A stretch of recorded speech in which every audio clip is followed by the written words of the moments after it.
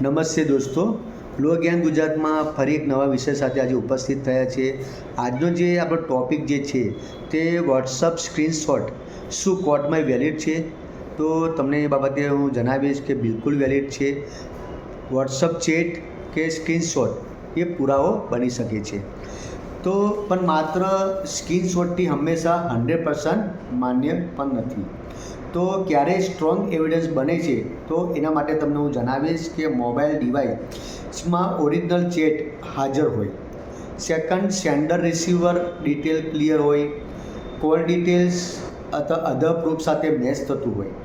તો કોર્ટમાં સૌથી જરૂરી શું છે? તો કોર્ટમાં સૌથી જરૂરી ઇલેક્ટ્રોનિક્સ એવિડન્સ માટે 65B સર્ટિફિકેટ ખૂબ જ જરૂરી થાય છે। સ્ક્રીનશોટ એડિટ કે ફોરવર્ડ થયેલ હોય તો એવિડન્સમાં એ વીક બની જતો હોય છે। તો આવી કાયદાકીય માહિતી મેળવવા માટે અમારા લો જ્ઞાન ગુજરાતની યુટ્યુબ ચેનલને ફોલો કરતા રહો। આભાર।